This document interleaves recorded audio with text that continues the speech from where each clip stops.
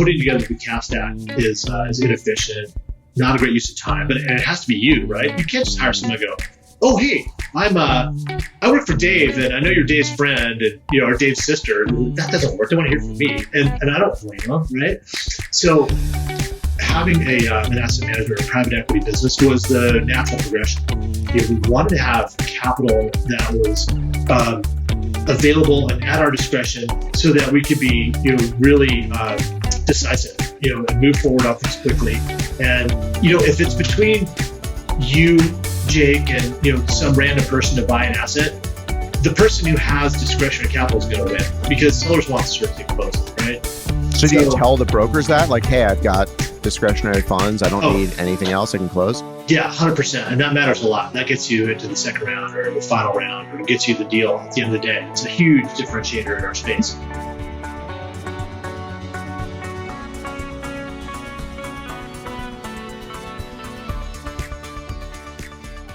Dave Pollin, my good friend, you have always been a little bit of an inspiration to me in my career. Actually, I want to start with a funny story. I remember I was at some networking event in New York City. It was probably at a hotel that you were somehow connected with, and it was a Hilton thing, and we were there, and I was talking to some of the Hilton bigwigs, and they're like, oh, you need to meet Dave Pollin. I'm like, oh, Dave Pollin?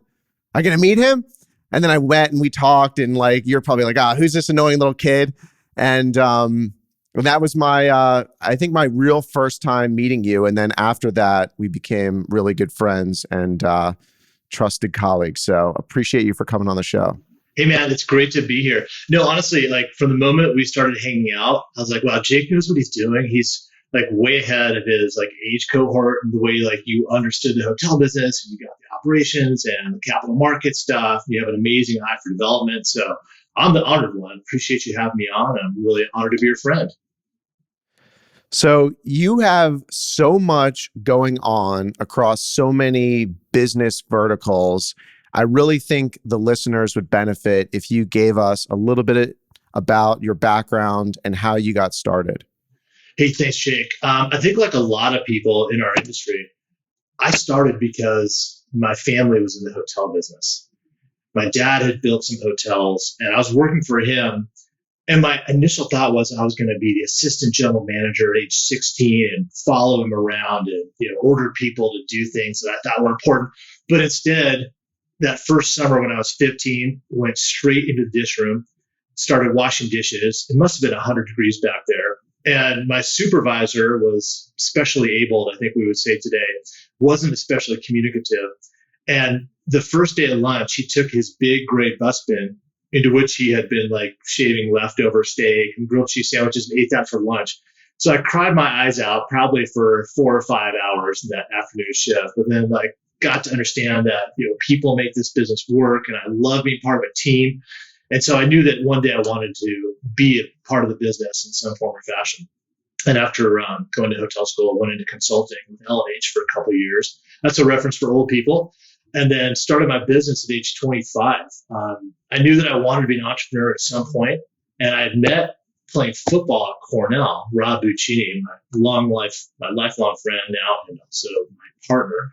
And we started with one crappy hotel in Fairfax County, Virginia that we built, and he built one office building.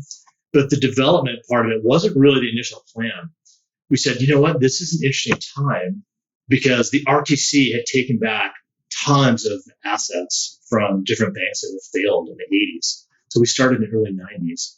And in that 6-month window after we started our business, it went from a buyer's market to a seller's market. So we completely missed the window to buy all the distressed stuff that our whole business thesis was built around. So we're like, oh crap, what are we going to do now? We need some income. So because our families had been in development, on the commercial side, mine on the hotel side, we said, okay, let's buy land. It's the last asset class to come back. And so we bought a hotel site and an office building site, and we got started. Today, we're about 4,000 associates on the hotel side. We manage between 65 and 70 hotels, depending on how you classify stuff that's in development in 20 states. We're also multi-asset class, as I mentioned before. So we do office, we do multifamily, We have an asset management group called Core 10, which we're really excited about, which we may touch on later. And then we have a great story about how we got into the sports business, which if you want to dig into that, we can do that and have some fun too. I want to hear about all of the above, but damn, that is like, you're a major company. So why, when you were 25, did you not just take the maybe easy route and go work for your dad? What made you want to start your own company? Yeah, listen, the blazing insights that struck me at 25 was, okay, my dad's in Portland, and I've already dated all the cute girls there. So I wanted to go to Washington, D.C., where my uncle was, my dad's brother. He owned the Wizards and the Capitals at the time. He's since passed away. But I said, that's a great place to be. I knew a lot of people from Cornell Hotel School there. It's the hotel capital of the world. And so I wish I could say the decision was after much thought and study, but I felt that doing something entrepreneurial with him, I wouldn't learn as much. I wouldn't have as much responsibility. And he was frankly supportive of it, even though I think he was a little disappointed I didn't choose to join him. And when you teamed up with Buccini, was the plan always hotels, or were you guys just like, we're going to do real estate and whatever we find, we find? No, I was in the hotel school, and I knew that hotels were my passion. And again, I love the teamwork. I love the complexity of it, right? Because you have real estate, you have operations, you have brand, you have location, you have demand generators, you have revenue management. I think it's so intriguing. I think our business is the coolest one in the whole world. And then add the design part to it. It just gets really fun too. And we also knew that having one asset class, even at age 25, and this wasn't because it's something we studied, but in my consulting days, man, did I see hotels cycle. Man, the early 90s, brutal. So we decided that being diversified by geography and by asset class was pretty smart. And again, it wasn't because we sat down and whiteboarded the whole thing. It was more instinctual, and that's really how we started. And the other thing that I think makes our startup story a little unique is that we knew that hotel management, I knew it growing up, was so different than real estate. Just the incentives are different, the culture's different, the skill sets are different. So we set up our management company from day one as a separate entity. And so I've been chairman of that business and provide strategy, but the super talented people at PM Hotel Group do the day-to-day. They actually do the M&A work for us. They do the BD, et cetera. And on the real estate side, I'm really involved with the hotel development and capital markets work, but I'm really only peripherally involved in the office multi and other stuff we do. So when you were setting up that management company, did you just happen to separate it when you were 25 and maybe get lucky into that idea? Or is that more strategic to have an operating side and an investment development side and then a multi-asset side? Yeah, there's really two reasons. The first one is my partner in the management business, who's no longer with us, but that's the M in PM Hotel Group, Greg Miller. He was my boss at Lavavon Horvath, hired me. And so we wanted to incentivize him with ownership. And that's why having a standalone hotel management company made a lot of sense, because we just had a separate set of incentives for people that were really focused in that part of our enterprise.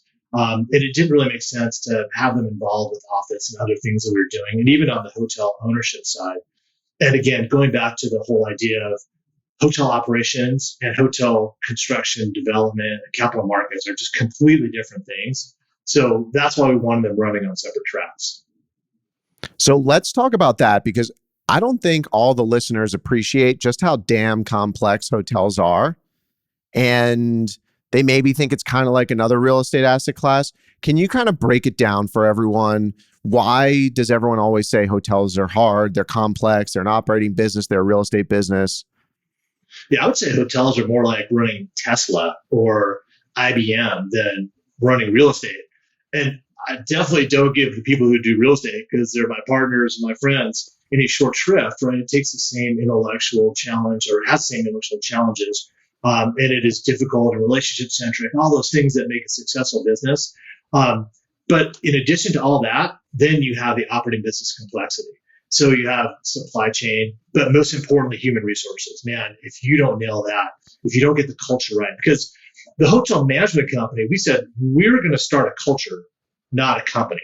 And that attracted people that really wanted to take risks and do new things, and that were flexible, and that were willing to take chances and frankly work on the weekends, doing everything you have to do. And 6-day GM. yeah, yes. Yeah, but their incentives are, man, I made that guy happy when he came in having a bad day, or that family really needed something, I was there for them. Or, they came to the wrong hotel, but we found a way to accommodate them. I mean, hey, someone had a cat and needed food. Like, there's just a trillion challenges that present themselves.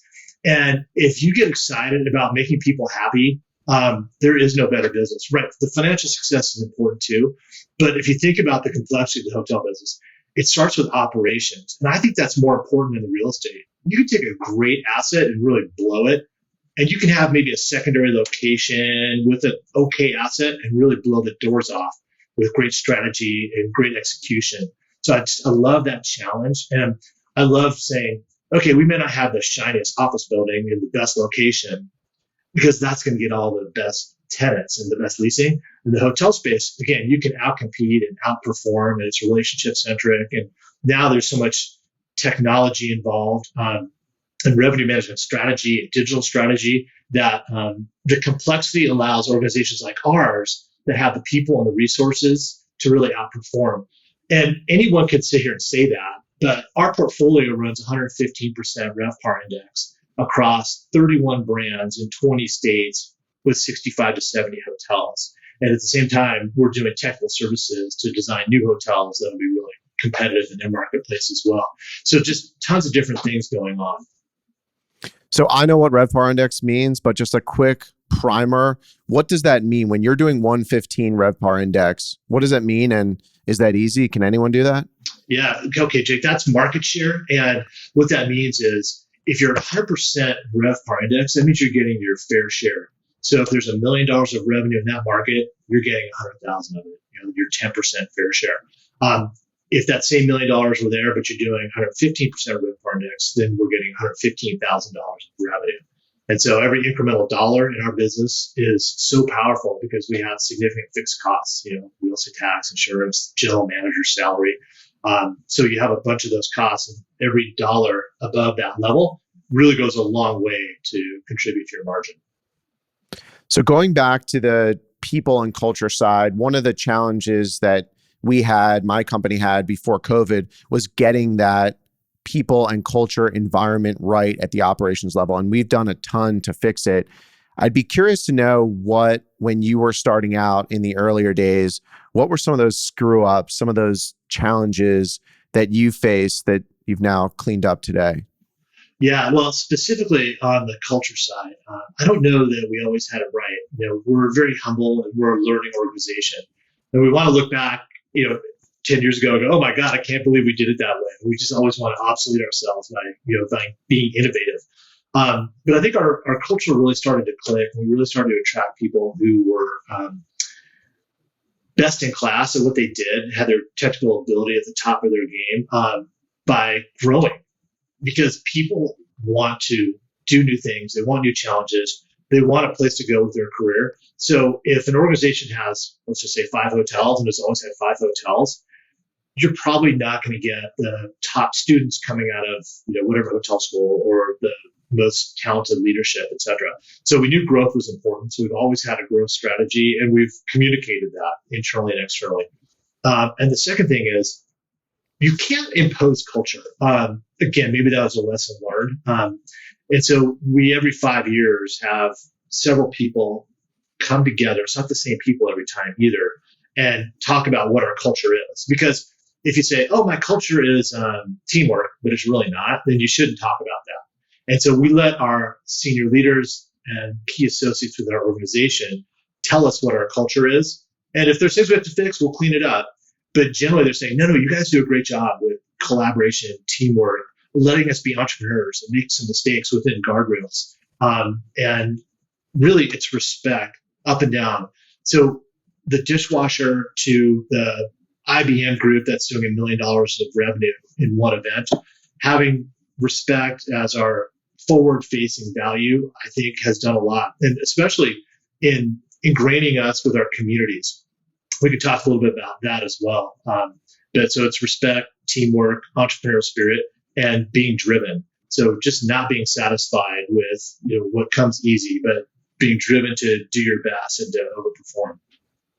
And with everything that's happened with COVID and the labor challenges, like that all sounds good for your corporate team, maybe your senior team. But what about the kind of hourly employees, the front desk people, the room attendants, the dishwasher, like you mentioned? Do those culture initiatives flow down to them as well? And do they get it even with, turnover and that sort of thing? Or do you kind of avoid turnover? Jake, it's a great question. So our average tenure is 2.7 years, which is almost double our peers. And a few ways that we do that is, if you think about, we have we manage a Homewood Suites in Oakland, California. So if someone is working there, they don't know me. Why would they identify with PM Hotel Group? Hopefully they identify with the hotel in every case. But what we did was we actually set up our own TV network called PMTV. And in every break room, we're talking about our successes. There's 4 levels of it. One is PM Hotel information that we share, anniversaries, birthdays, grand openings, things like that. Then the next level down is what's happening in your region. For example, because we're involved with sports, we'll say, hey, everyone in the Philadelphia region, you're invited to come to the Philadelphia Union game. So we can talk about things that are happening there. And then there's things that are happening with the brand. So if it's a Canopy or if it's a Marriott, we'll actually play that branding video, because not all of our associates are traveling and know the difference between a Canopy and a Marriott, and what does it mean and what's the visual identity. So we want them to have that support, and we want to have access to that imagery. And then finally, we have hotel level information. So, hey, Dave's been here 30 years, give him a high five. And so it's pretty complicated to actually do that. But PMTV kind of brings everyone together and lets us talk about our culture across all hotels and all locations. And that's the first thing. And the second thing is, we actually get out to the hotels, our senior leadership team. There's a lot of instances where, people in our industry, I don't know, they probably don't identify with their management company just because they've never met them. But I promise you, everyone in our company has met us or at least seen us on PMTV. Dude, my mind is blown. You have a TV channel? That's like, no management companies like just stopped using DOS printers. I mean, that is like a real big investment in technology. Your tenure of your hourly employees, 2.7. What kind of technology components have you built into the management company to know this stuff and to know what your KPIs are? Yeah. So, Jake, again, learning by doing, just we're really humble. I'm no smarter than anyone else in our business. There's a lot of talented people doing what we do. But the pain points, that drives innovation. So when I was the GM of the first hotel and I was trying to do payroll, God, what a huge pain in the ass. So what we've done is we've employed technology to the extent possible, and we take chances on it. We'll be early adopters of it, so that the general manager, if he has an automated payroll system, or she, then they spend more time with the associates, being strategic, interfacing with the guests, understanding who's at breakfast, what country they're from, can we get the L&R going with that group, et cetera. So we have way overinvested in technology for our peer group. We use a human capital resource management company that we get these advanced stats from, and allows for things like daily pay, because when you're competing for talent, those are the kind of things that can attract them. And when I say what's daily pay? So there's 2 really cool parts of it. The first one is, if I do a shift, just in my regularly scheduled hotel shift, I can actually get paid a portion of that day. Not all of it, because we do have withholding and we don't want people to get too far over their skis. So we'll give you 60% of what you earn that day into your bank account or a debit card at your discretion. So, hey, I've got a bill coming up, or I didn't expect to have to do that, so I need some money. And you can go into our human resource management system and get it in one click. We monitor that. So if someone's doing it more than 5 times per month, we're going to talk to them and go, hey, let's talk about this. Do you have a need that we can help you with, et cetera? And then the second part of it is, and COVID taught us this, you can't take for granted that you're going to have the resources you need, because we were denying a lot of revenue. I couldn't clean my rooms, so I couldn't sell it the next day. Or I had a huge group coming in Friday, so I couldn't sell the room Thursday. So you may have wanted to stay at the Marriott Philadelphia Old City, but I couldn't sell you the room because I couldn't clean it again the next day to be ready for the big block of the weekend. So we now have cluster-based scheduling. So if I need people to do a banquet at a hotel, we can send information out to other hotel associates in our company, and they can sign up for those shifts, and then they can get paid that day. So it's a really powerful way to get some flexibility in your labor force. That is so cool. It's almost like you're gig economizing your management company to get that incremental labor. So is that, I know you started managing hotels for other people, and that's part of your growth strategy. Does that kind of stuff help you get management contracts? And when you're trying to get management contracts, what else do you tell owners about? Yeah. So we're we spend a lot of time. I say we're very invested in and committed to sustainability. We spend a lot of time talking about that. And there's more than just it feels good part of it. We talk about how our hedging program that we have for energy, we'll lock in when it's opportune. We spend a lot of energy trying to understand what's happening in energy markets so we can time that up well. But also, things like composting. We have several pilots going in that regard. We have multiple people overseeing ECMs or energy conservation measures. We do energy audits of all hotels that we manage so that we can advise ownership about investments that might be smart to make. Frankly, municipalities are catching up to us, meaning that some of those are becoming mandates anyway, but we already have the infrastructure to handle that. So owners love that. And then the second thing, it's not obvious. A key differentiator for management companies, and most people don't know this, is distribution cost. So sure, you can go on all the OTAs you want and fill a hotel up and pay 22% commission on that stuff. So we've actually demonstrated in our ownership pitches and to our existing owners that our distribution cost is substantially below the industry average. And we talk about how our revenue organization is set up to do that. So we don't just take any business that's out there, and we don't just take the highest rated business. We're smart about what channels we employ to find the optimal occupancy. And that's really resonated because when people do the analysis, when owners do the analysis, sometimes they're shocked at what they're paying to bring the revenue in. So let me get this straight. So different types of business has different costs, like commissions and different costs to get that business in the door. So you have a revenue team that specializes in maximizing the right type of business for the cost, and then you can somehow put all that data together and share it with an owner? Yeah, no, we have it aggregated by each hotel, by cluster, and by our overall company. And we're about 20% less than the average in that space. And so those are real dollars that come back to owners. If you said the average was about $12.50 per occupied room, we're in the low $10 range. So again, studies that we've done, and that is powerful because we all know margins really hard to maintain with labor rates soaring, with energy costs high, with supply chain challenges. Delivery costs are higher because of the fuel costs. So if we can move margin, then we're doing a great job for our owners.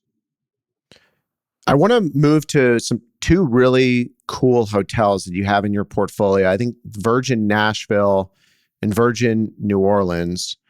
And you don't manage those, which is interesting. I'd like you to talk about that, but I'd also like you to talk about what you've learned as an owner seeing them manage the hotels for you, and how, if anything, have you applied to the rest of your portfolio?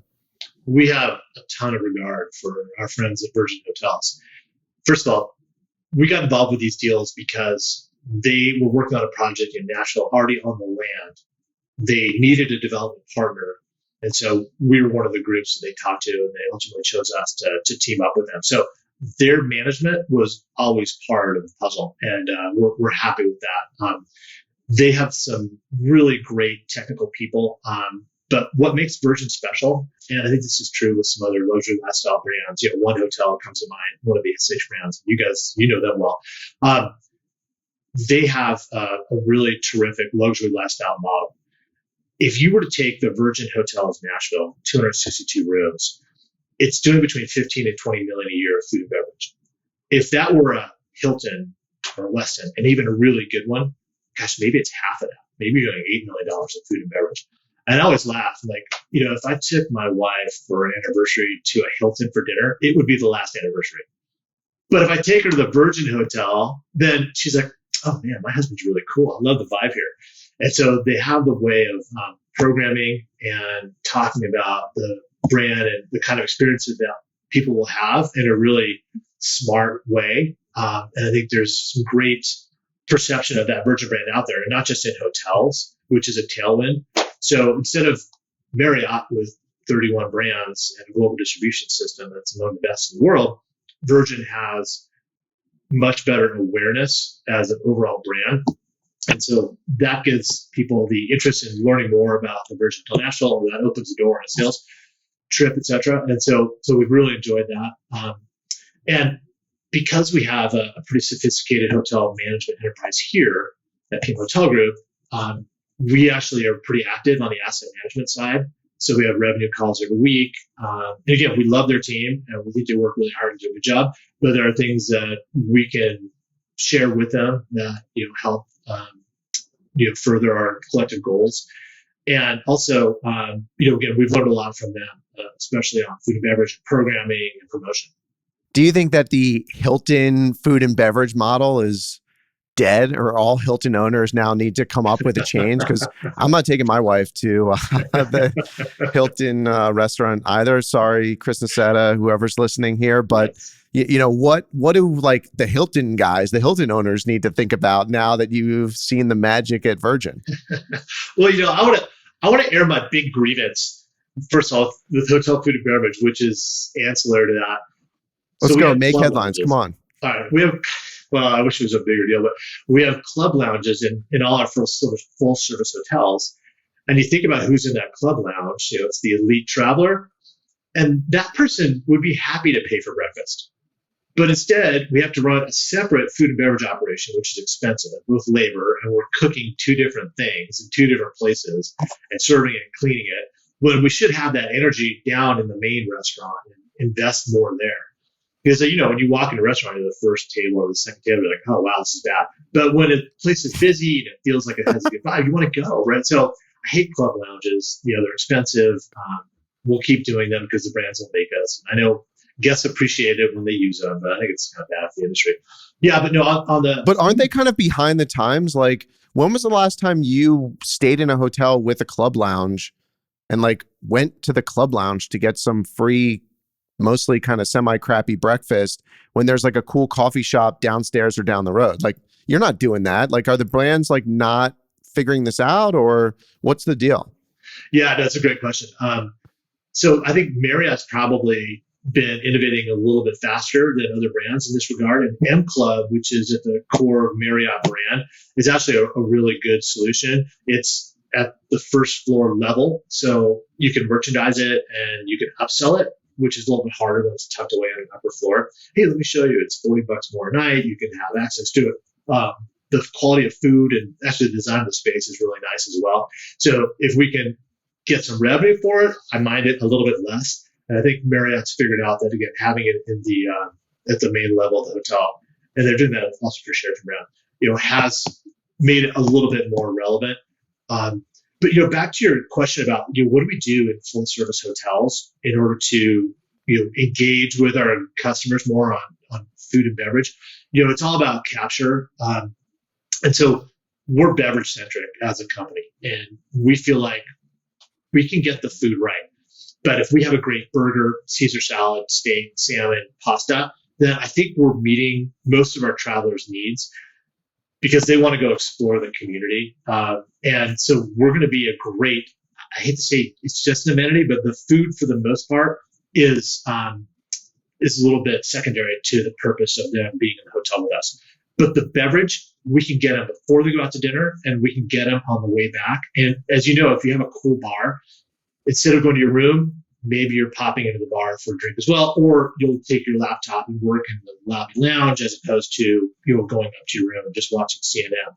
So we've really focused on making cool bars as opposed to having fancy restaurants that people won't go to. Yeah, I love it. One of the things we're doing in our company, we created this concept called provisions, and for our non-destination restaurants, meaning a restaurant within a Hilton that you and I aren't taking our wives to, we're creating a standardized menu that's amazing, uniforms that are great, and a cocktail menu that's award-winning. Is that stuff that you guys are starting to do? Like, let's spend some money and figure out a great condensed product with, really cool branding and, plateware and uniforms, the whole thing, and then trying to roll it out so you don't have to reinvent the wheel every time? Yeah, no, actually, that's a really good point. No, you actually are ahead of us on that. We believe that letting the local food and beverage team take the lead makes more sense. There's a couple of additional things I want to mention. So we do have a brand new Marriott, which opened January 11th, Capitol Hill, Washington, D.C. And our signature restaurant on the rooftop is called Yara, which one of the meanings in Latin is mermaid. So it's a Latin concept. It's outside, or parts of it are outside. And so there, our food and beverage group, or Food and Drink Innovation Group, they worked with a branding company to come up with the concept and the name, as well as the service style, the tabletop, and all that stuff. So you won't see Marriott on the point of sale system, when you're in there. There won't be name tags on the servers. So we aspire to have great food and beverage, and we run about 35 different outlets. And some of them, like Jimmy V's and Raleigh, really are community destinations. If they have a separate entrance or if they're rooftop, then you have the opportunity to really become part of the local dining scene and engage the community and get them in there for happy hour, et cetera, et cetera. And, being on open table, those kinds of things really helps. But in the traditional, Westin, Sheraton, Hilton, Marriott, that doesn't have that opportunity, let's say it's an airport location or a suburban location, then we just say to our F&B teams, let's make sure that we're focusing on the local culture, the local food. We want to do barbecue if we're in Texas, because our guests kind of expect that. Sure, they want to have a burger on the menu, but they also want to have some local cuisine if they're going to dine with us. And so we've probably been less prescriptive. But the second thing I think it's really important to say is, if we're going to do in our portfolio 150 million of food and beverage this year in 2023, 2/3 of that is banquet and catering. So we've got a really good team just focused on that. It is a different business than a la carte or the outlets part of food and beverage. And that's super important. And we execute like crazy on both sides, but it's two different divisions within our organization, and they don't report up to one person. There's no food and beverage leader. They're two different leaders for two different businesses. That's brilliant. I love that. So I want to move now to a little bit about kind of like how you put these deals together on the capital formation side. You're one of the brightest people I know that thinks about really structuring a deal and spends time doing that. We dropped some names like Virgin Nashville. You mentioned the Marriott Hotel, which, by the way, you built during COVID. And then also the Marriott Society Hill. Like pick one of those and kind of like walk me through how you got the deal, how you capitalized it, how you came up with the strategy, and what your vision was, and maybe some of the problems that you had and the successes that you had. Give me a little breakdown. Okay. All right. No, I appreciate that. So let's just talk about the Washington Marriott Capitol Hill that just opened this year. That is part of about a $500 million mixed use project. So there's 3 levels of parking, 40,000 feet of retail, 450 apartments, but we're only involved in the hotel. So that was one of the most challenging financial structuring and design projects that I've ever worked on. And not only were we a part of this massive development, but the people that were doing the balance of it were my 50% partner. So everything was through this really complex lens of how does it all blend together. And there were some economies of scale, things like sharing stairwells. Within how do we control access back into the Marriott? So there's 1,000 different technical challenges. That's where Yara, the rooftop restaurant, is. How do we keep it secure, but also invite the residents of the apartments to come in there without having to go through the lobby? So we have special access on the rooftop for them. So again, a million different design challenges, really I'll call them opportunities, because we really want to engage with not just the community, but with the residents for room service and cleaning and the other services we can provide and drive revenue for the hotel and create a great amenity for those apartments as a differentiator. So that was really fun and really cool. The hotel, you enter on the main street, as you would expect, but then the rest of it, that's just the lobby is there with lots of natural light, but the rest of it is tucked back into this large mixed use. And our view shed is really into the courtyard and out towards, the less desirable views. because most people are just staying 1 or 2 nights. Whereas the apartments needed those better views because people are living there, right? So, And was that sorted before you came into the deal, or did you help put that together no, when you we came we in? helped put the deal together and went through the design from day one. My partner, really Bob Cohen from Perseus GDC, he bought the former Greyhound bus station, had planned to do office on it. The world changed even well before COVID. So It's good timing now. yeah, yeah, thank goodness. Yeah, so he changed the format to the residential hotel. Um, and then on the structuring side, as you can imagine, it's much harder to finance a $500 million project than it is a hotel, which still costs about $110 million. So we had to have a single construction lender. And that really narrows down how many groups are able to do that. So no local regional bank can do that. It had to be one of the large money center banks. And one thing I want to hold on that. So you're saying the bank financed the hotel and the apartments. So yeah, it was 3 different loans. But can you imagine having 3 different banks advancing to one contractor on one project? It would have been impossible. So the complexity actually, probably ruled out some of our peers even being considered to be part of it. We had to have the scale and the experience and the credibility to do something complicated like that. So we were able to obviously work through it since the hotel's open, but that was one of the huge challenges of finding one institution that was able to do all the components at that scale and understood the difference between the asset classes and how they'd be financed, etc.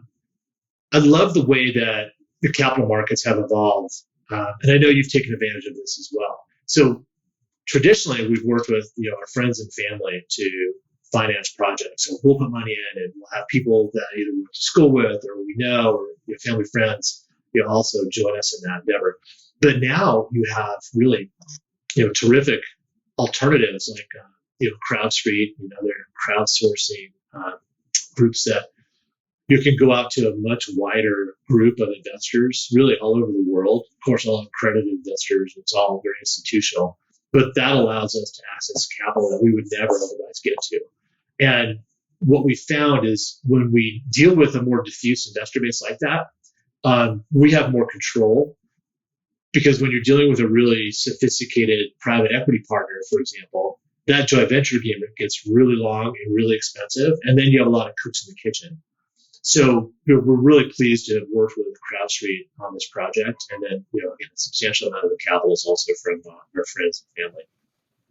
Yeah, I'm super bullish on the crowdfunding thing. And take that deal where you could have gone to a private equity firm, but you went crowdfunding route and maybe some high net worth friends on top of that.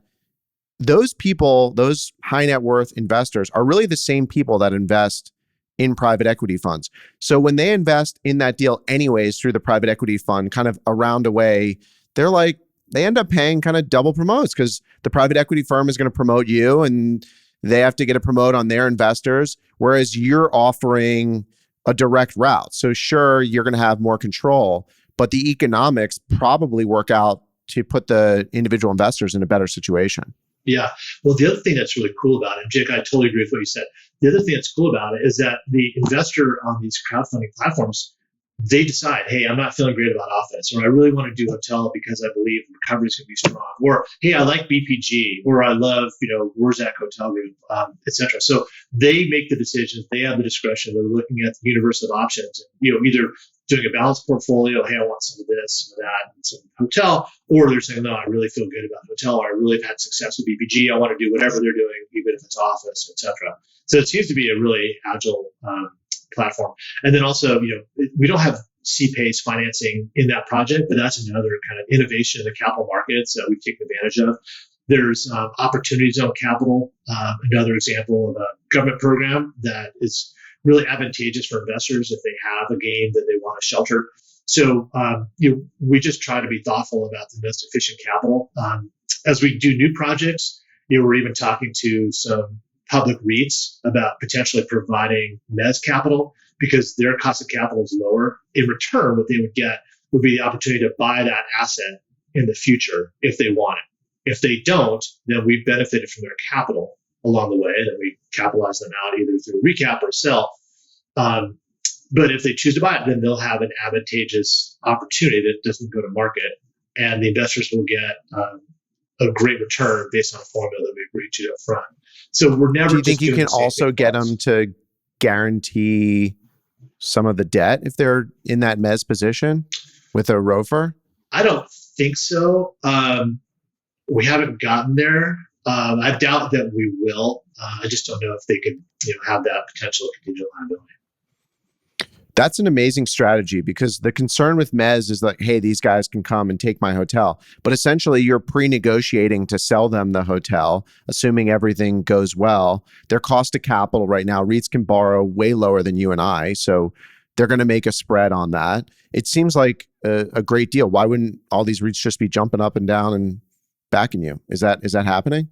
No. Matter of fact, it's really just in the exploratory stage. We have a couple assets that there's some interest in one of our friends in the REIT space, but they're in markets that those guys want to get into. So they wouldn't just do it in Washington D.C. if they didn't have any reason to be here. So these are in markets that have high barriers to entry, and we frankly think our deals are pretty interesting. So we're actually gratified that they agree with us. And how do you think about mezz? Are you comfortable with mezz? Does it make you nervous? Like, where do you typically finance these deals? What sort of leverage point? Jake, when we're doing development deals, typically with a 100 to 200, well, actually, the one we're working on Orlando is going to be about a $280 million project. You just have fewer options. And I think a lot of the larger, more sophisticated mezz lenders can be great partners, and many times are. And of course, sometimes it gets adverse. If there's an economic issue, or heck, if I do something that's stupid, sure, I would deserve whatever remedy they use on me. No, I don't think so. No. Thank you. But so we actually look at them as a resource that we'll use very selectively. But if we were to do a traditional acquisition or a smaller development project, we probably wouldn't use mezz. Moving on to, you mentioned you're going into private equity right now. You called it asset management, but I guess it's kind of the same thing. There aren't many other people that I know that are starting their own sizable discretionary funds that are kind of from our generation. There's like the Blackstones and the Starwoods and maybe Rupert Adler, but it feels like they raise their money from these institutions and these pensions, like, I don't know, in the 90s or the early 2000s. And those pensions just got very comfortable with them and they just keep giving them all the money. It feels very hard for someone new to break in, and you've really had to start from the bottom up and create it. So I'd really like to hear your process and how you've been able to start a private equity firm with discretionary capital. Now you're, I think, on multiple repeat funds, like how you do that from the bottom up. Our inspiration was, we looked at our business, we're like, hey, wait a minute, we're really good investors and we're really good at building stuff and we're really good operators and we're great stewards of capital and we've just done it over and over with some good outcomes. The knuckle dragging Neanderthal part of our business was capital formation. So I'm working on a project, like chicken and the egg, baby. Yeah. And God, now I got to call my friends and go, hey, will you put some money into this deal? And I didn't really enjoy that too much. I think most people don't. I like it when I send them checks back. That's the cool part, right? When you see your buddies at a reunion and you're like, hey man, thanks for tripling my money. So that's cool. But for the most part, putting together the cap stack is inefficient, not a great use of time, but it has to be you, right? You can't just hire someone and go, oh, hey, I work for Dave and I know you're Dave's friend and or Dave's sister. That doesn't work. They want to hear from me. And I don't blame them, right? So having an asset management or private equity business was the natural progression of, we wanted to have capital that was available and at our discretion so that we could be, really decisive, and move forward on things quickly. And, if it's between you, Jake, and, some random person to buy an asset, the person who has discretionary capital is going to win because sellers want certainty of closing, right? So do you So, tell the brokers that, like, hey, I've got discretionary funds. I don't oh, need anything else. I can close. yeah, 100%. And that matters a lot. That gets you into the second round or the final round, or it gets you the deal at the end of the day. It's a huge differentiator in our space. And again, we're competing with private equity, real estate investment trusts, people that have discretionary capital, right? So if we didn't have, it's an arms race. We had to arm up. So that was the idea behind it. We thought it was going to be more of a sponsor-based fund. And the second part of the fund business that we knew, but really is true, is that it is not real estate. Just like hotels are not real estate, the fund business is not real estate. So being real estate guys, we knew that we needed, someone who was really amazing and experienced in that space. So when PJ Yateman, kind of said, hey, I'm thinking big thoughts right now about my future, we jumped on it. We had done a lot of hundreds of millions of dollars of deals with him. He ran Libert Adler. That's really the chief operating officer for many years. He and Dean still have a great relationship, and Dean's rooting for us and working with us and vice versa. So it's a great collaboration. But so, PJ is really the thought leader behind our private equity business. And instead of being a sponsor fund, it's really transitioned to be more of an allocator fund. And the reason for that is we're just seeing a very different capital markets environment than we expected 3 or 4 years ago. There's a lot of need for pref equity, for innovative, smart, thoughtful, solutions. So that sounds like such a weenie Wall Street word. What a bespoke capital solution for you. But honestly, it's super flexible. And so we understand hotels, we understand operations. And the other nice thing that investors identify with is that we can do parallel underwriting with the sponsor. And so a lot of times our underwriting might be better than the sponsor. Sometimes it's worse, and maybe we don't do the deal. And then the second part is, should there be an issue, a renovation goes wrong, a construction project gets hung up, an operator just can't figure out how to hit budget, we can step in. We don't want to. That's never the plan. It's not loan to own. But it gives us also... Which is very unique. Like most funds, like most private equity funds can't step in. They would just call someone like me and be like, hey, help, or you, right? So that is something that your investors, now that you're creating these funds, have told you that they really like? Yeah, exactly. And again, Corten is really a freestanding, separate enterprise. It's in Philadelphia. I'm here at Chevy Chase. Our co-headquarters in Wilmington, and it's got a completely separate deal team. So they took a lot of our really talented people from office, multi, and hotel, and we put them over there. And that's where they spend 100% of their time. So it's a separate business. Although, myself, Rob, and Chris Buccini and PJ are the investment committee. But, again, we spent our entire careers in hotel, office, and multi, and PJ in the fund business. So it feels like we're off to a great start. We've exceeded $300 million raised and deployed so far. We're halfway through Fund 2 and feel like we're on the right track. So when you said private equity is not real estate, what does that mean? Well, 2/3 of your energy in a private equity platform are investor relations and compliance. And there is no way someone in real estate can do compliance. You really need someone, a CCO, who is from that area, studies it, has relationships with people in the space for credibility. And so there's no way that I could raise institutional capital, deploy it, do the investor relations, and oversee the compliance. It's really complicated. Again, not that it can't be done.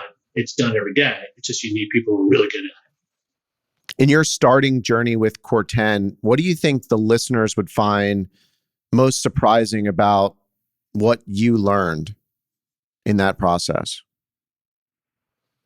The amount of overhead that it takes to be really good at it's probably true. You start a skateboard company, you probably need, a similar set of resources, financial, so it was humbling in that we really needed to have a separate enterprise, completely separate, with all, senior leadership in the various, key areas. So that was it. It's cost, several $1 million to get the management company up and running, to raise the funds, et cetera. And that, I think you touched on it earlier. It's like it's a scale business, and many of the better known players are multi-billion dollars, over 100 billion in many cases. And so I don't know that we'll get there, but you definitely have to have scale for it to be a successful enterprise. Do you have a number in your mind where you think for you guys, that's when you start to have the management business be really profitable and scaling? Yeah, I'd say, for us, it's going to be $400 million of AUM. We hope that once we get there, we know that we'll be selling assets as well. So it's, continually raising funds. And so it'll grow incrementally. It's not like if fund three is 300 million, then all of a sudden it'll be, it's 700. You know what I mean? Because you're redeeming deals as well and paying investors back. And then fund one, did you just like knock on some pension fund's door and was like, hey, here's our new fund. How did you get all the capital? How did you start those initial conversations? I'm giving away all the inside secrets, but you don't have to answer it. Listen, these are trade secrets right here. No, but it's interesting because I'm very happy to share our experience because I think it can inform others as they think about the best ways to structure a company and like where do you want to spend your time. So fund one was virtually all friends and family, and we knew that. So we were really doing fund one to get to fund two. Now fund one ended up being close to $100 million, and we have a $50 million sidecar associated with it. So it actually turned out to be pretty good scale. But again, it was all friends, people who've invested with us. I'm trying to think. There might have been one or two, small pension fund investments in there, but maybe that was $10 million, and the rest was cobbled together. And can your funds invest in your deals? Because you were, obviously the dilemma that every real estate sponsor has is, hey, I got a deal now, I got to raise money. Could you invest in the deals that you were sponsoring, or can you? Technically, I believe we can, but the fact that I don't know the answer is because we never would. Right. We've learned that what institutional investors are looking for. It's interesting because when you talk to the consultants, the people, the gatekeepers, if you will, what they really focus on is not so much the strategy. Now, of course, they're in tune with the strategy; they have to understand it, but they spend a lot more time thinking about compliance and structure. And they really let their clients think about, well, hey, I really want to do more entrepreneurial real estate, or I feel more comfortable with core real estate or other alternatives to the public equity markets. And so, again, having the compliance and institutional level reporting infrastructure in place is really a threshold investment that you have to make to get into that space. And Core 10 is investing across asset classes, right? So this is leveraging not only your hotel experience, but also on the Buccini side, all of their other assets that you focus on in that business. Yeah, well said. We're about 50-50 right now between hospitality and multifamily. We've invested in 25 hotels, some in portfolio, but 25 different hotels have been underwritten and invested. And on the multifamily side, we're able to generate high teens returns in that space. And a lot of people are surprised by that, but we have the track record of being able to do that, partly through relationships, partly through innovative structures, partly through participating investments, et cetera. So again, innovation in the capital markets is ongoing, and we're happy to be a small part of that.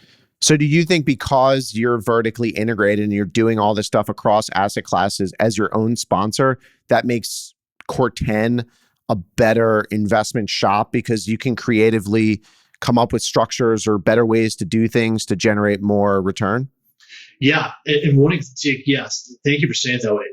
One example is we have a construction company called BPGS, and we have about 65 people. We oversee a couple $100 million a year. We'll generate our own projects. Matter of fact, right now, BPGS is building multiple apartment buildings for BPG. It's doing third-party work for Nemours Hospital, but also importantly, it's owner's rep for our hotel projects around the country. So we don't want to general something, for example, in Austin, Texas. I have another sub there, and I don't want to take on the big, bonding risk. Let a general contractor there do it. But we're there, meaning our construction group, programming, designing, scoping, contracting, and then overseeing construction, right? So that resource employed during due diligence on a fund investment, it's a huge advantage, and it doesn't cost Core 10 anything because we already have that capability. So we have actually a multifamily construction investment in Kennett Square, Pennsylvania, And BPGS construction's on site frequently, but before that, they descoped it and confirmed that the construction budget was right and the timeline was right, and they were able to qualify the contractor. So again, a big advantage that some private equity shops don't have. That was something we learned. You have a construction company too. So you have like a management company, private equity firm, hotel, real estate investment company, sports business. When you were starting out with the Buccinis and forming this company, did you guys just say, yeah, we want to do everything vertically integrated because we can do it better than anyone else? You weren't afraid of taking on all that risk? Like what was the thought and the strategy behind that? Yeah, thanks, Jake. Okay, I'm a control freak. I own it. I don't want to like build $100 million asset and turn the keys over to someone else. I want to manage it. If there's an issue, I want to know about it the day it happens. And if we have to replace a general manager, I need to know that when it happens. So I want to pick the new guy. So we've always been hands-on. We've only started companies when we've had the right person to lead it. So BPGS Construction is Wes Schwant, and BPGS is Schwant. We have our own purchasing company, Christina River Exchange, and that's Michelle Schwant, Wes's wife, who we induced to start that business because we needed our own purchasing resource because I was just mad paying 5% to companies that did nothing. And we're like, but you didn't do anything. And they're like, well, we issued a PO. We're like, no, we gave you a PO. Anyway. So, and now we control all that stuff. And I think we're buying things smarter. We're sourcing from Europe again now because the dollar, exchange means that we can buy stuff there less than we can make it in the US and the shipping issue. So like there's innovation happening in purchasing, which you would never know, but like we're into it. We love it. We run our own office building security, our own office cleaning business. Leasing we have a joint venture for office leasing. But we really enjoy operations. We love dealing with people. We feel like we can be more successful. And the real measurement of whether you're good at what you do is, are other people hiring you to do it? And in most cases, the answer is yes. So our purchasing company is about 2/3 now non-BPG projects, just an example. So before you start another vertical or before you get into something, at what point in your mind do you start thinking, yeah, we need to take this in-house? Like you gave the purchasing example, you didn't feel like you're getting full value from that. Is it just a feeling you get? Is it you start looking at the cost that you're paying someone else and you're like, I should just be doing this in-house. I could provide better services. Is there something that clicks there? I think it's where most innovations start. It's where's the pain point? So was our office security company, doing as good a job as we hoped and a really crucial, part of the office business? And again, you can surmise what we thought the answer was. And so we felt that we should take that over. And we tucked that under our office management business. And feel like we get lower costs and more control and a better outcome. I think there's a ton of smart people who choose not to have any operations at all and really just be technical and excellent in deploying capital. And I just want people to know I think that's brilliant. I probably work a little bit longer in the day than I'd like to, having some of these additional responsibilities, but I really enjoy it. And I feel like we can continue to push the boundary and outperform by being innovative. Like that doesn't sound too trite, but like it's awesome. You're innovating, man. You're doing it. You're definitely one of the people that I leaned on during COVID, and I'm interested to know, because I don't have this perspective, what it was like going through COVID, being completely devastating for hospitality while having other asset classes under your management, and how you think about diversification. What were some of the things that became very apparent to you during, your previous cycles and during COVID? Well, first of all, I would be washing dishes in one of your Hiltons if we were not diversified, because we were pretty long. I think we owned 33 hotels, when COVID started. Real mix, some select service, extended stay, a lot of full service. And we know that especially the full service hotels, which are larger, got really banged up. So there was a ton of capital needed to just keep the doors open for listed hotels. Anyway, the point being that the office and multifamily business really pulled us through. That ballast, in the storm was unbelievably valuable. So I would just say that, did we do it because we felt that when a crisis came or if a violent cycle hit us, we'd have this? No, that was one of the benefits, maybe an unintended benefit.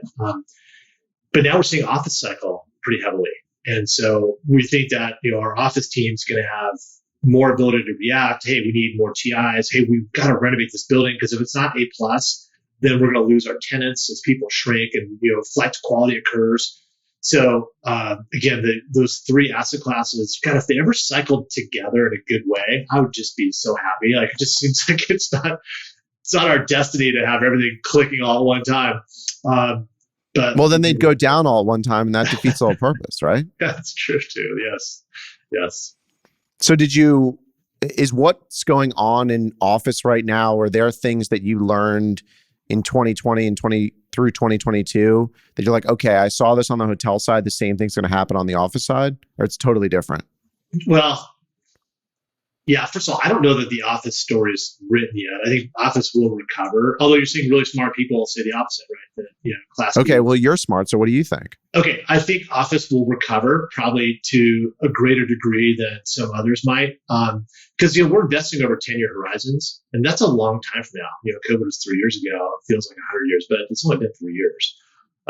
So I feel like there will be a return to the office, probably more and sooner than people think.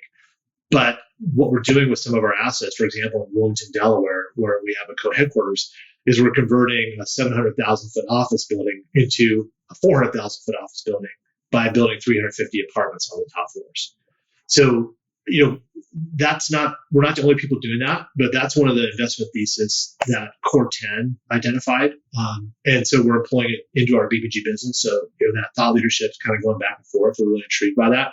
It's something that we want Core 10 to really invest in, and we've kicked the tires on a few things, and hopefully we'll get some of those done. We have not made an office investment in Core 10. Well, that's not true. We did buy an office complex prior to COVID, but actually is doing okay. But we are buying, Jake. BPG is One Tower Bridge in Conshohocken. So it's a prototypical Class A office building, but it's got great tenancy with great average lease term in an amazing location, irreplaceable asset. Fabulous location. Yeah. And so we're like, well, gosh, the basis is significantly below what it would have been pre-COVID because I think so many people are fleeing office. Then the other part of it is truly just capital markets, which is like, when there's a problem, it's not just your problem, it's your lender's problem too. So we've now learned how to work together, with the other stakeholders in an asset in a more complementary way. Maybe we're actually pulling them into the problem a little bit earlier and trying to share the responsibility for the outcome with them more. But we just don't take the phone calls like, hey, you got to repay me and this is your fault. Like, no and no. So can you talk about that a little bit more? Because you've been through two very hard cycles, whether you're in hotels or other real estate asset classes. The lender tries to make every single thing your problem and doesn't seem to want to listen to what's practical or reasonable. I have a funny recent story. So we have a parking garage. I don't want to say which city it's in. I'm not going to say the bank, but it's in a city, and the lender is actually based there and has a significant amount of the parking where they did. And so they're not pulling people back to the office. And so they called and said, okay, you guys are below 1.0 DSCR. We want you to pre-fund interest for the coming year. We said, we're not going to do that. The fact that we're under 1.0 is because you haven't called your people back. Don't call us again. Click. And we have recourse. And you're not scared about that? Like, I guess, what can they do? No, I would have been scared before like the Great Recession, Great Financial Crisis, or whatever, JFR. But now it's like, I'm not scared of lenders anymore. Now, we're respectful and we always repay our loans. And that's not the point. We're not asking for DPO. We're saying, no. You have a role to play here. And in this case, I thought it was really interesting that they were the customer of the asset that's underperforming. It's the best. Unbelievable. Wow. I think that's a great place to leave it and transition to sports, because you've mentioned this to me a couple of times. I was shocked when you told me the first time, but this Is this another way to diversify your business, or was this just a fun kind of vanity thing? How did you get into sports? Well, so I grew up with my uncle owning the Washington Wizards and Capitals, formerly the Bullets. And so I'd always been intrigued by it. And some of the most fun experiences in my life were when the Bullets won the NBA championship in '78, because I'm really old, man. I was like 10 years old back then. And it was just such a thrill. So it's always been an aspiration. But how we got into it is just really, we stumbled into it, man. Talk about sometimes just like being in the right place at the right time. Okay. We owned an office building in Chester, Pennsylvania. It was a former power plant, a beautiful building. We did a tax credit deal. We got Wells Fargo into it, their auto leasing group, because they were looking for tax credits. To the south, there was a 30-acre parcel. The guy who owned the parcel called and said, "Hey, do you guys want to buy my land?" And we're like, "Nah, we don't need it. We just don't need it." So he put a tugboat operator in there, not to spite us. That just was who leased it. Dirty, noisy, smelly, environmental. And then the longshoremen were like whistling at the Wells Fargo auto leasing, the young women, like, "Hey." So we had to like build a wall. It's like, dang it, should have bought the land. So another guy, different guy, unrelated, called and said, "I have 30 acres, exactly the same amount, on the north of your building. Do you want to buy it?" We're like, "Yeah, we'll take it." So we paid like $100,000 an acre for this big site in Chester, PA, just to insulate this tax credit deal that we had that was performing fairly well. And Major League Soccer awarded the Philadelphia franchise to Jay Sugarman, who is the smartest person I know in real estate, after you, Jay Clinton. And he was looking for sites. They identified 2 or 3 sites in the metropolitan area. Chester was one of them. So we met with Jay, hit it off immediately. Again, he's just an amazing guy, super nice, really smart, just a great strategic guy. And so he said, "Look, I like you guys," meaning me and Rob Buccini at the time. "Why don't we team up? What do we build in Chester or somewhere else?" So we went and saw Governor Rendell, and he said, "Well, you guys want to build it at the sports complex, near the lake and all the other existing stuff?" He goes, "Let me see how much money I have for you." And he like rumbled around his desk. And Robert looked at him, was he like looking for like cheat? Like we didn't know what he was doing. He goes, "Boys, I got zero, nothing. You're on your own. If you want to build at Chester, I got as much money as you need." So we're like, okay, Chester sounds good. So we built it on our property. We oversaw the development and the construction. We built it right as the Great Recession was getting started. So we got a great buyout. I think the stadium cost less than $150 million. And you look at stadiums today, and they are $500 million for a basic soccer stadium now. So we've really enjoyed it. We're just so impressed with how Jay runs the business. Our team's had a lot of success. Part of that is culture. And we've learned from how, but that's an intense operating environment, being on an athletic team. So some of that's infused us. So you not only got involved in the real estate side, but you also became an owner in the team. Yeah. So we contributed our land. We've invested more. We actually contributed the office building. That was the whole reason we were in Chester in the first place, into the team. So they now have 100 acres on the Delaware River. It's really, if you talk to Jay about his strategy for the team, it's really having everything together, which is unusual. So we're moving our academy down from YSC and Wayne, building additional fields, building a field house so we can practice indoor and outdoor. It'll be the home stadium for Union 2, which is our MLS next team. So again, there's a vision for what this will ultimately be in a few years. And again, it's all Jay's, brilliant guy that's come up with a great strategy.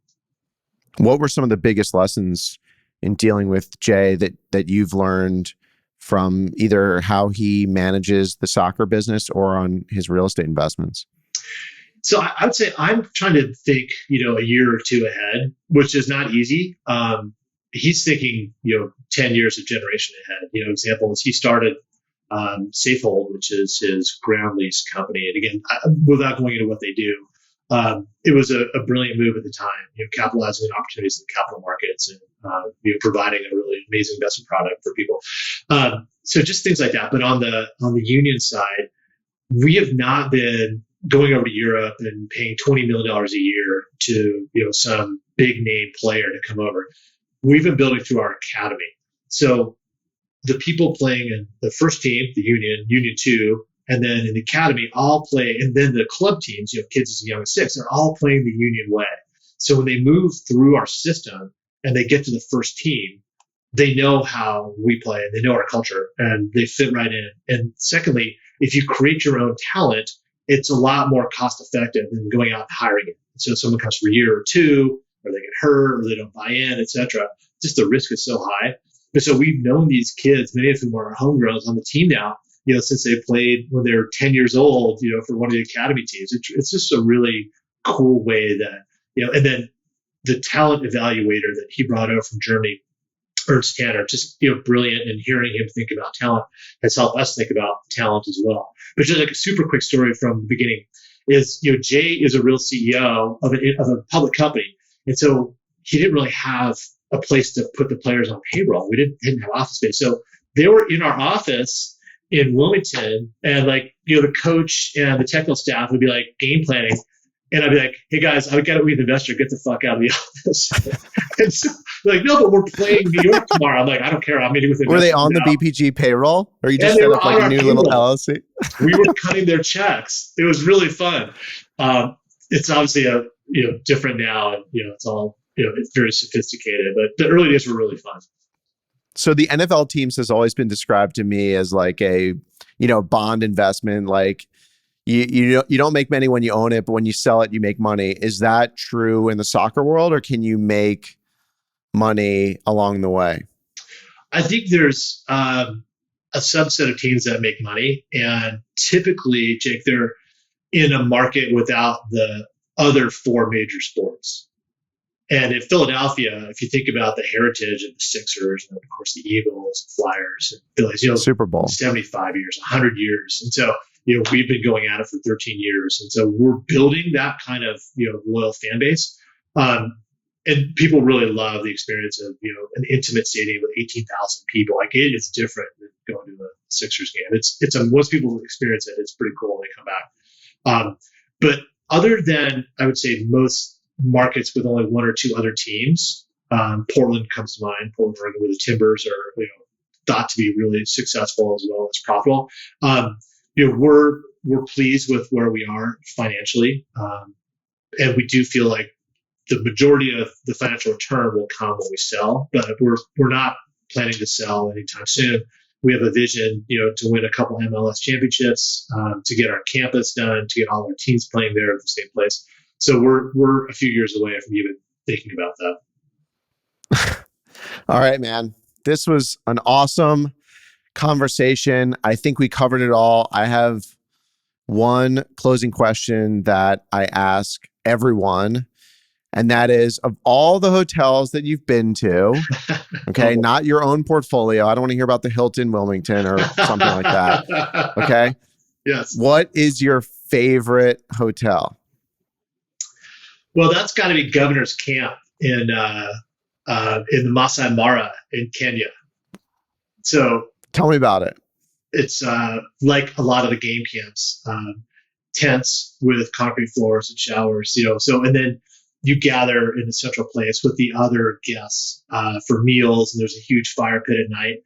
And there's guards there, they call them askari, with spears. And I'm like, well, that's interesting. I wonder if that's just for show. And so one night we were out around the campfire, and one of the friends that we were with, who went to hotel school with me, Julie Patiba, she actually said, I'm going to go take a shower, guys. So she was in the shower, and an elephant walked into camp. There was a tree right outside her tent where the shower was, and the elephant started rubbing his back on the tree, and the tree started to lean in the tent. And Julie said, hey, quit messing with me, guys. Stay within the tent. We're like, Julie, get out of the shower. Get out of the shower. Because when the elephant lies down, it's either going to lie this way or that way. And if it goes this way, it would have crushed her. And so the elephant's laid down. We're like, Julie, run. She's like, ha, ha, ha. And he laid down and went that way. It didn't crush our friend in the shower. Wow. So did the guys with the spears come out? Yes, the askari. Like, nothing we can do with an elephant. Yeah. So it just crushed her. They're running away. It's a tough experience to emulate in any Hilton anywhere. We covered it all. You're the man and a very good friend, Dave Pollin. Thank you for joining me on Masters of Moments. Jake, thank you. Appreciate it. And I'm going to have you on my podcast one day. Hey, everyone. It's Jake here. Thanks again for joining me on this conversation. Be sure to subscribe on Apple Podcasts, Spotify, or YouTube. Lastly, don't forget to follow me on Twitter @JWurzak. I'll see you in the next episode. Jake Wurzak is the founder and CEO of Dove Hill Capital Management. All opinions expressed by Jake and his guests are solely their own and do not reflect the opinions of Dove Hill Capital Management. This podcast is for informational purposes only and does not reflect or represent real estate, financial, or investment advice.